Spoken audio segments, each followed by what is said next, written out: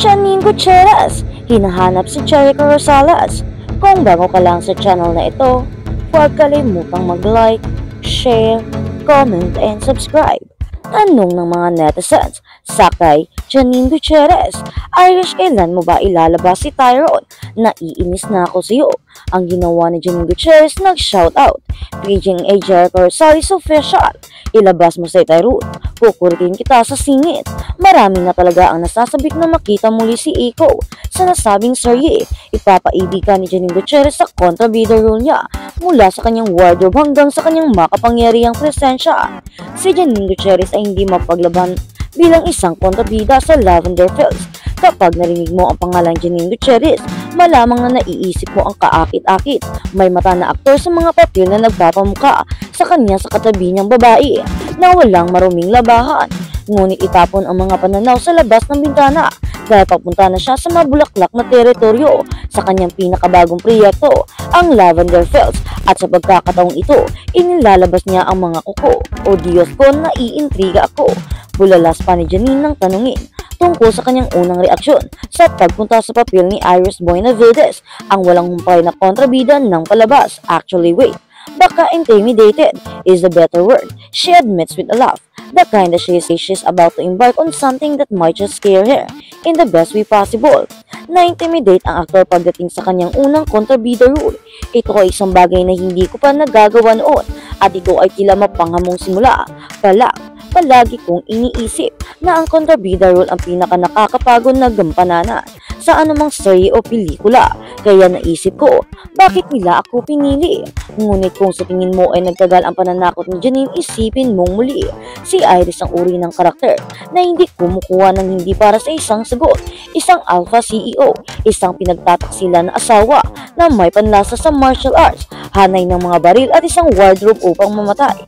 Sa madaling salita, siya ay uri ng babae na nag-uutos sa isang silid at iniiwan ang kanyang mga kalaban sa nanginginig sa kanilang mga takong na designer. Mahilig siya sa fashion. Janine says with a sly grin, "When you told me all these things about her, I was like, oh wow, she seems like a whole person. It's always interesting with so-called villains kasi laging may origin story. Ang bawat kontrabida ay isang bayani sa kanilang sariling kwento. Tingnan ang Joker o Maleficent, may sarili silang mga pelikula. Kaya isa sa mga hamon para sa akin ay pakikita ang sangkatauhan sa isang taong inilalarawan na masama sa isip ng isang kontrabida. Ang pagpasok sa mindset ng isang karakter na tulad ni Iris ay hindi silang lakad sa bukid. Si Janine ay sumisid ng malalim, halos para siyang nagmimina ng ginto sa minahan ng mga emosyon. Lagi akong kinakabahan bago magsimula ang bagong role dahil ayaw kong biguin ang mga taong nagtitiwala sa akin dito. Pagtatapat pa niya, kaya't nilalabanan ko ang aking pagkabalisa at takot sa pamamagitan ng paghahanda ng mga acting workshops. Maraming pakikipag-usap sa mga direktor at manunulat at talagang sinusubukan kong maunawaan ang core ng karakter. Maaaring isipin ng isang tao na ang paglalaro ng isang karakter na malayo sa kanyang sariling personalidad ay nakahiwalay, ngunit may mga ritual si Janine. Palagi akong may iba't ibang pabango para sa bawat karakter na ginagampanan ko. Pagbabahagi pa niya, para kay Iris ito ay wine flowers para Creed. Isang pabango na kasing talas na at nakakalasing gaya ng babae mismo. Gumawa din ako ng playlist para sa mga bawat karakter. Para kay Iris, hip-hop ang lahat, Cardi B at Megan Thee. Still yon, ang ganitong uri ng enerhiya ay tumutulong sa akin na lumapit sa kanya at pagkatapos ay mayroong wardrobe. Talagang tinulungan ako ng wardrobe na maging karakter. Nag-invest kami ng maraming oras sa pag-check na ang kanyang hitsura ay tunay at sila ay nagbibigay sa kanya ng kapangyarihan na kailangan niya upang utusan ang puwang na kanyang naroroon. Sabi pa niya, maaaring wala akong gaanong pagkakatulad kay Iris, ngunit fashion, yun ang iintindihan ko. Tapat sa sarili, ang pagpasok sa hanay ng Lavender Fields ay isang karanasan sa pag-aaral. Para kay Janine, na natagpuan ang kanyang sarili na nagtatrabaho kasama ang mga veterano sa industriya tulad ni Jericho Rosales at Janine Gutierrez at Jody Santa Maria. Napakaswerte ko dahil ako marahil ang pinakawalang karanasan na tao sa set ay yun ay isang magandang lugar upang maging. Sabi pa niya, ang kanyang mga mata ay nagliliwanag sa kaguluhan sa pamamagitan ng kanyang pakikipagrelasyon sa kanyang mga co-actor at sa iba't ibang karakter na kanyang ginagampanan. Natutunan ni Janine na okay lang na huwag pasayahin ang lahat, ngunit ito ay hindi lamang tungkol sa pag-aaral, ito ay tungkol sa mga layer na dinadala ng bawat karakter sa talahanayan.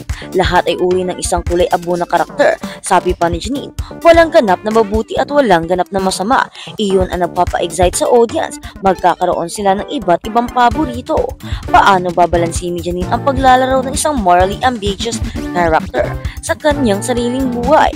Parang sa totoong buhay, sabi niya, maaari kang maging pinakamahusay na tao sa iyong mga kaibigan at pamilya, ngunit palaging may isang taong nag-iisip na ikaw ay kakilakilabot. Ayos lang yan. Hindi mo mapapasiya ang lahat. Gayunpaman, si Iris ay wala siyang pakialam kung ano ang iniisip ng iba, at yun ay isang bagay na kinakailangan kong matutunan din, na huwag maging kalugod-lugod sa mga tao at manatiling tapat sa aking sarili. Kung ano ang magiging reaksyon ng mga fans sa kanyang bagong role, umaasa si Janine Gutierrez. Gustong-gusto ko ang isang mahusay na kontrabida, at kung minsan ay nahuhuli mo ang iyong sarili na nag-uugat para sa kontrabida. Sabi niya ng may kumpiyansa. Sana ganun din ang mararamdaman nila kapag nakita nila si Iris Boinavides. At sa kabilang banda, Jericho Rosales, nakuha niya ang gwapong muka, nakuha niya ang napakataleno na talento, nakuha niya ang magnetic charm, nakuha niya ang kahanga-hangang personalidad. Taglay ang mga katangiang ito. Tsak na walang duda na si Jericho Rosales ay naging isa sa pinakamalaki at pinakamatingkad na bituin sa local entertainment scene. Kaya naman tsak na natuwa ang marami nang bumalik siya sa TV sa pamamagitan ng pagbibida sa pinakabagong teleserye na handog ng ABS-CBN Studios at Dreamscape Entertainment, ang Lavender Fields. Habang inaabangan natin ang pag-alam kung makikita natin siyang muli sa serye o hindi pagtatapos ng ipinapalagay na pagkawala ng kanyang karakter ni Tyron De Vera. Balikan natin ang ilan sa kanyang mga pag-arte sa telebisyon na naging bahagi ng kanyang kahangahangang halos 3 dekada na paglalakbay mula sa isang matini idol patungo sa isang batikang leading man na na-feature na ito ng Kapamilya Timeless. Kasunod ng kanyang pagkapanalo sa isang non-time variety show, pageant para sa mga lalaki, si Jericho ay nakakuha ng kanyang debut sa soap opera sa pamamagitan ng Jody Ann Santos Tower na Esperanza na ipinapalabas mula 1997 hanggang 1999, mula 1999 hanggang 2002. Naging bahagi siya ng lingguhang family drama ng Munting Paraiso bilang isa sa mga pangunahing miyembro ng cast nito. Ito rin ang unang pagkakataon na nakasama niya si Christine Hermosa na kalaunan ay naging kanyang perennial love team partner at maging real-life sweetheart. Ang kanilang tandem ay nakakuha ng positibong feedback mula sa mga manonood at nakakuha ng mga masugid na taga-suporta, kaya sila ay tinapik upang maghidlay ng iconic romance drama na Pangako Sa'yo, kung saan nanalo sila ng maraming puso ng mga puso mula sa iba't ibang bahagi ng mundo, bilang ang mga sikat na fictional lovers na sina Angelo Buenavista at Ina Macaspa. Ito ay tumakbo mula 2000 hanggang 2002 at agad na sinundan ng isa pang teleserye, Sana'y Wala ng Wakas, na pinalabas mula 2003 hanggang 2004, at sa kanang pinakabagong proyekto sa teleserye, ang Lavender Fields.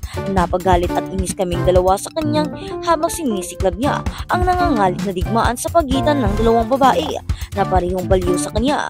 Abangan ang muling pagpapakita ni Jericho sa sikat na serye sa pamamagitan ng hindi pagpapalampas ng isang episode gabi-gabi sa Kapamilya Channel, Kapamilya Online TV, TV5 at A to Z.